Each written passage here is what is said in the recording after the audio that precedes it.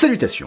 Si vous avez cliqué sur cette vidéo, c'est que vous vous demandez quel iPhone choisir en cette fin d'année 2022-2023. Avant la présentation des suivants, bien entendu, qui devrait arriver en septembre prochain. Alors, ne perdons pas de temps, on va aller droit au but, sans chichi. Go! Cette année, Apple a déployé iOS 16, la dernière mise à jour pour les iPhones. Mais le truc, c'est que cette fois-ci, elle exclut tous les iPhones sortis avant l'iPhone 8, l'iPhone 8 Plus et l'iPhone 10. Ils ont toujours iOS 16 pour l'instant. Alors bien sûr, ces modèles non mis à jour fonctionnent toujours, mais je les déconseille fortement pour des questions notamment de fluidité, des questions de sécurité et de longévité, tout simplement. À la place, préférez un smartphone Android qui peut même être trouvé à un tarif équivalent neuf. Oui, il y en a pour tous les tarifs et en général, on peut trouver des choses très bonnes. Donc on commence par les iPhone 8, 8 Plus et 10 qui ont eu le droit, comme je l'ai dit, à iOS 16. Alors, est-ce que je les conseille? Est-ce que je ne les conseille pas? Je les conseille pas. Ouais, on n'a pas attendu longtemps avant d'avoir la réponse. Pourquoi? Parce que c'est leur dernière année de mise à jour selon moi. Si Apple est généreux, ils peuvent tenir un peu plus longtemps, un an de plus, mais pour moi c'est la dernière. Et sincèrement, je pense que vous n'en aurez pas pour votre argent. C'est important quand même d'en avoir pour son argent. Encore une fois, préférez-leur largement un smartphone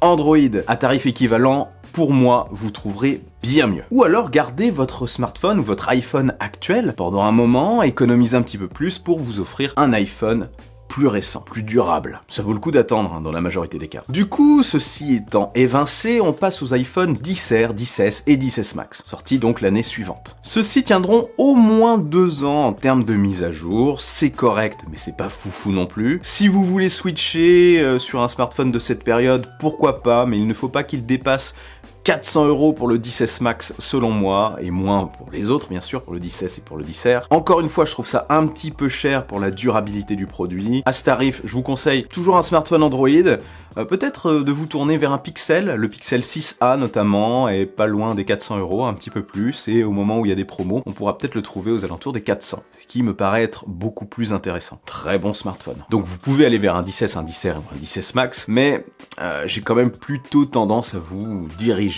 vers un smartphone Android à ce tarif. On peut même peut-être trouver un Pixel 5 ou un 5a à tarif équivalent. Ils sont excellents, compacts en plus. Mais bon, bien sûr, si vous optez sur l'un d'entre eux, il fonctionnera quand même très bien. Pour ce qui est de leurs évolutions, l'iPhone 11, l'iPhone 11 Pro et l'iPhone 11 Pro Max. Même constat, mais avec 2-3 ans de mise à jour, plus 3 que 2 d'ailleurs, au moment où je tourne cette vidéo. Parce que oui, regardez la date de publication de cette vidéo, quand je parle des années de mise à jour, on est en novembre 2022. Donc en termes de mise à jour, c'est plus acceptable, donc why not. Mais il leur manque clairement toutes les évolutions des iPhone 12, 12 Pro et 12 Pro Max, dont la 5G, 12 mini aussi, pardon, et le fameux connecteur MagSafe, le connecteur magnétique qui est au dos de l'iPhone depuis l'iPhone 12 et qui permet d'y accrocher des accessoires comme des batteries, des supports pour voiture. On a juste à l'aimanter au dos et à le retirer, c'est très pratique.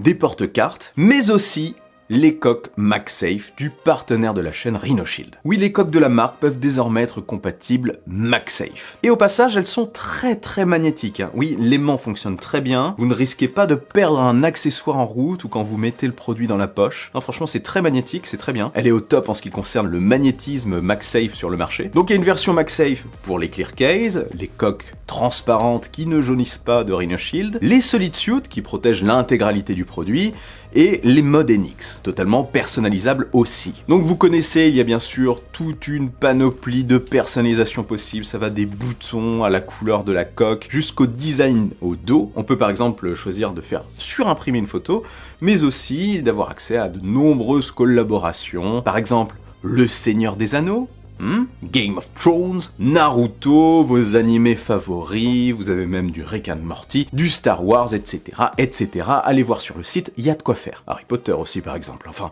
il y en a plein. Je parlais des accessoires MagSafe aussi juste avant, ils ont aussi sorti un Grip Max. Alors le Grip Max c'est quoi? C'est une poignée tout simplement, rétractable, qui peut se mettre donc au dos de l'iPhone MagSafe, avec la coque Rhinoshield MagSafe notamment, et ça permet de ne pas faire tomber le smartphone par exemple lorsqu'on filme quelque chose. Ça peut être utile lorsqu'on filme, ouais, ça sert aussi de support pour regarder une vidéo par exemple. Enfin en gros ça vous permet de tenir plus facilement votre smartphone, notamment s'il est énorme, ou si vous êtes en mouvement, et de l'utiliser comme support. Et si vous n'avez pas du MagSafe, il existe une version adhésive Et oui, ils n'ont pas oublié les autres. Sinon, il y a toujours les protections d'écran anti-choc Rhino Shield et les protections en verre trempé. D'ailleurs, les protections anti-choc sont super simples à installer, hein. C'était déjà facile, je trouvais, de base, mais là, on a une aide à l'installation qui évite vraiment très facilement, j'ai insisté sur le vraiment, mais c'est vrai, de faire des petites bulles, ce qui est franchement agaçant, hein, on va pas se le cacher. Donc là, c'est nickel. Et vous avez aussi les coques pour accessoires, par exemple les coques pour AirPods, les coques pour Apple Watch, très utile aussi ça, hein, pour éviter de se manger un petit coup, par exemple sur un déménagement. Enfin moi ça m'a servi, je vous le dis à chaque fois. C'est véridique. Et ça permet aussi de changer de style, bien évidemment. Ils ont aussi des câbles, etc.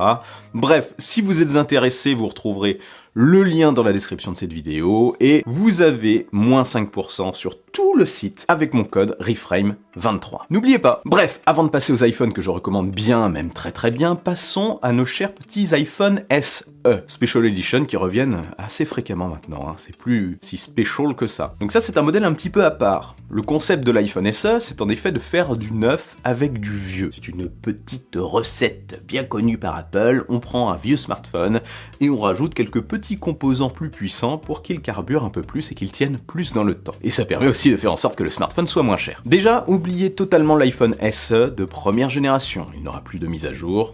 Donc, c'est pas la peine. Ensuite, le suivant, l'iPhone SE de 2020. Il reprend le design de l'iPhone 8, il est bien, il est plus puissant que l'iPhone 8, mais il n'a pas la 5G. Donc, côté durabilité, c'est un peu inférieur, même si, bon, les smartphones tourneront très bien en 4G pendant un moment, donc pourquoi pas, mais je vous conseille quand même plus de vous diriger vers un iPhone SE de 2022, plus actuel. Il tiendra plus longtemps dans le temps, il a le processeur des iPhone 13, 13 Pro et 13 Pro Max, et 13 mini. Je l'oublie toujours celui-là parce que bon, il n'est plus vendu, enfin il n'y a plus de mini maintenant, de nouvelle génération. Dommage. Donc oui, pourquoi pas. Si vous voulez un petit format pas trop cher et si l'ancien design avec le vieil écran LCD rectangulaire et le bouton Home ne vous dérange pas, eh bien pourquoi pas vous diriger vers cet iPhone SE de 2022. Il a un seul capteur audio, c'est vraiment du basique, mais si c'est ce que vous recherchez, why not? Il est surtout plus compact que les autres. Cependant, si vous pouvez, je vous conseille quand même de vous diriger, si vous cherchez du compact, plus vers un iPhone 12 mini ou un iPhone 13 mini. Vous voyez, je les ai pas oubliés à chaque fois. Qui vous feront, à mon avis, bien plus plaisir avec la nouvelle navigation par geste, Face ID, la reconnaissance faciale, un écran OLED, plus fluide, plus agréable, 2 capteurs au dos, un capteur principal et un ultra grand angle, et la fonction recharge sans fil MagSafe, avec la possibilité de mettre des petits accessoires derrière. Ça peut être intéressant. Donc si vous pouvez, si vous voulez du compact, économisez plus pour ça, et si vous pouvez vraiment, je vous conseille bien entendu l'iPhone 13 mini qui tiendra plus longtemps dans le temps. En plus, son encoche est un petit peu plus petite que celle de l'iPhone 12 mini. Toujours ça à prendre sur un petit écran comme ça. Voilà, maintenant passons aux autres modèles. La vraie question à vous poser, c'est quel est votre budget et quelle taille vous voulez, quelle taille d'écran, quelle autonomie vous voulez pour le produit. Qu'est-ce qui est supportable pour vous ou totalement insupportable. Pour ça, j'ai fait masse comparatif sur les différentes années et les différents produits que je mets dans la description de cette vidéo. Ouais, il va commencer à y en avoir beaucoup, mais bon, je les mets. Comme ça, si vous vous posez une question sur un comparatif, enfin une différence entre certains modèles des années précédentes, vous trouverez, je pense, votre bonheur en dessous. N'hésitez pas. Alors, les iPhone 12 et 12 mini sont très bons, je peux les conseiller, oui. Le 12 Pro et le 12 Pro Max aussi, bien évidemment. Ça dépend, comme je l'ai dit, du budget et de l'encombrement que vous recherchez. Pour faire simple, les smartphones de 6,1 pouces et inférieur, le mini c'est 5,4 pour l'écran, sont plus utilisables facilement à une main, évidemment, ils tiennent mieux dans la poche, enfin ils prennent moins de place dans la poche, en contrepartie vous perdez en affichage au niveau de l'écran, et côté autonomie. Les Max et Plus sont plus encombrants, oui, logique. Ils ont un plus grand écran, de 6,5 ou de 6,7 pouces en fonction de l'année que vous choisirez. Comme je conseille à partir principalement des 12, ce sera plus du 6,7 pouces pour le 12 Pro Max. Mais en contrepartie, comme ils sont plus gros, ils ont une plus grosse batterie et donc une autonomie colossale qui va avec. Et une surface d'affichage dingue. Après, bien sûr, comme je l'ai dit, l'usage à une main est beaucoup moins aisé, le produit est plus lourd et ça prend de la place dans la poche. À vous de voir ce que vous préférez. Moi j'aime les deux perso, j'ai tendance à switcher de l'un à l'autre. J'hésite encore aujourd'hui. Je suis passé sur un Pro classique depuis l'année dernière et le Max, bon pourquoi pas l'année suivante. Ne changez pas comme ça tous les ans, c'est pas une nécessité. Moi c'est pour la chaîne YouTube que je fais ça. Ah oui, c'est difficile. C'est très difficile pour moi. Chaque modèle a donc ses avantages et ses inconvénients. Après, ce que je conseille particulièrement cette année, mais vraiment exceptionnellement cette année, je m'arrête vraiment sur une gamme, ce sont les iPhone 13, 13 mini, 13 Pro et 13 Pro Max. Pourquoi? Parce que suite à la hausse des prix des iPhone 14, 14 Pro et 14 Pro Max et l'arrivée de l'iPhone 14 Plus la disparition du mini, je pense que sur la génération précédente, on peut faire de bonnes affaires. C'est un peu une année charnière, une année de transition, pour plusieurs points que je vais aborder juste après, qui peut me pousser à vous conseiller plus la génération 13. Plus que toute autre année d'ailleurs, et je pense que ça va pas se reproduire. Pas à ce point. Parce qu'il y a un point aussi très important, la gamme classique change. Il y a un gros changement important sur la gamme classique depuis l'iPhone 14, c'est que cette gamme n'aura plus le tout dernier processeur, mais simplement le processeur de l'année précédente des pros. Et comme il a bien fallu commencer une année, eh bien c'est le 14 qui hérite du processeur de l'iPhone 13, de l'iPhone 13 mini, de l'iPhone 13 Pro et de l'iPhone 13 Pro Max. Les iPhone 14 Pro et 14 Pro Max, eux, ont le dernier processeur, le A16. Mais on a une petite version légèrement revue, un côté marketing, mais c'est quasiment pareil, du A15 sur les iPhone 14 et 14 Plus. Commencez à suivre. Ce qui veut dire une chose, les iPhone 13, 13 mini, 13 Pro et 13 Pro Max vont tenir un bon moment en termes de mise à jour. C'est un petit peu comme si on réinitialisait, je pense. Ils vont tenir aussi longtemps, je pense, en tout cas, que l'iPhone 14 et l'iPhone 14 Plus. Enfin, c'est un coup à jouer. Ça assure donc une belle longévité à ces derniers. Alors moi, je vous conseille de profiter de cette occasion pour faire de bonnes affaires. Je trouve en fait que les iPhone 14 et 14 Plus, bien que très bons, si vous avez opté pour ces modèles, ils sont bien, ne sont pas les plus intéressants cette année. Vous pourrez vous diriger à un tarif proche vers un iPhone 13 Pro et un iPhone 13 Pro Max qui partagent le même processeur et qui ont le 120 Hz et un téléobjectif au dos en plus, notamment. Ah ouais, c'est pas mieux d'avoir un 13 Pro Max qu'un 14 Plus? Même taille d'écran, mais on va dire en mieux, meilleure finition, etc.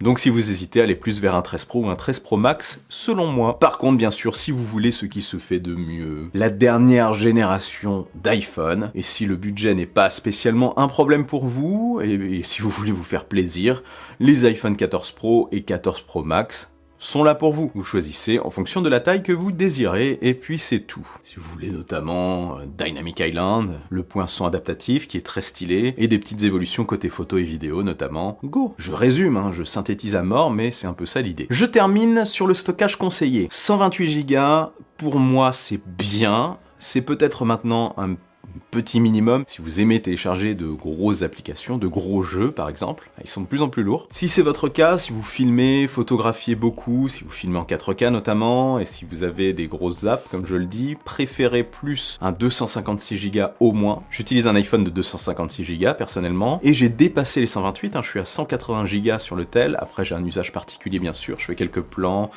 je filme beaucoup avec, donc ça prend de la place en 4K. Après, bien sûr, si c'est pas spécialement votre cas, 128 Go peuvent suffire, notamment si vous utilisez beaucoup le cloud. Mais si vous pouvez, voyez au plus confortable pour vous. Après, pour ce qui est des 64 Go de stockage, parce qu'il y a encore des iPhones à 64 Go de stockage, moi je trouve ça un petit peu short, un petit peu court aujourd'hui. Après, ça peut aller si vous utilisez beaucoup le cloud et si vous n'êtes pas gourmand côté app et film, tournage quoi, mais bon, ça reste serré selon moi. Voyez par rapport à vos usages. Sinon, pour ce qui est de l'achat, si vous visez du reconditionné, visez des enseignes reconnues, n'allez pas, je pense, vers un site un peu miteux ou un truc qui n'est pas trop connu. Regardez les avis, regardez aussi les avis des vendeurs sur ces marketplaces notamment. Est-ce qu'il y a beaucoup d'avis? Est-ce qu'ils ont une bonne note? Est-ce qu'ils sont faciles à contacter? Protégez-vous quand même avant l'achat, et souvent derrière une bonne affaire, il peut y avoir une petite entourloupe. Une trop bonne affaire, je veux dire. Sinon, pour l'occasion, le risque c'est de tomber sur un modèle qui a chuté, ça peut ne pas se voir à l'extérieur, mais il peut y avoir un souci à l'intérieur. Un modèle qui a pris l'eau trop longtemps, parce que même s'ils sont résistants à l'eau, si le produit est immergé trop longtemps, il peut y avoir quelques infiltrations d'eau, donc il peut vous lâcher au bout d'un petit moment peut-être. Voire tout simplement un modèle volé. Dans les premiers cas, ça sera difficile à vérifier, ça sera la surprise en fait pour vous, donc voyez par rapport à votre confiance. Dans le dernier cas, vérifiez juste que le smartphone est bien réinitialisé. Ce que je peux vous conseiller de faire, c'est à la limite de l'allumer et de le configurer devant le vendeur avant de l'acheter. Enfin, de lancer la première configuration du moins. C'est gênant, mais au moins, vous serez certain de ne pas avoir de mauvaises surprises. Et je pense que si vous le dites à un vendeur qui veut vous arnaquer, peut-être qu'il refusera de vous le vendre. Vous n'aurez peut-être même pas besoin de faire les manipulations. Et pour le neuf, je peux vous conseiller de regarder du côté des opérateurs. On peut en trouver à moins cher chez les opérateurs, même chez Soch ou autres, par exemple. Ils sont parfois à 50 € moins chers, c'est toujours ça à prendre. Sur Amazon aussi, on peut tomber sur des petites affaires offert sympathiques de temps en temps, surtout qu'il y a le Black Friday qui arrive, donc à surveiller. D'ailleurs, je mets des liens dans la description si ça vous intéresse, je vais fouiller un petit peu tout ça. Et bah voilà, je pense que j'ai fait le tour. Comme d'habitude, si vous avez des questions plus précises, eh bien je vous invite à les poser dans la description. Si ce n'est pas moi qui réponds, quelqu'un d'autre le fera peut-être. L'entraide, c'est super. Vive l'entraide. Et avant de partir, bien sûr, n'oubliez pas le bon pouce en l'air qui claque, l'abonnement de soutien qui fait toujours super plaisir. Je suis aussi sur les réseaux sociaux, sur Twitter, sur Insta, etc., etc. Vive la technologie, vive le futur. Rêvez les amis.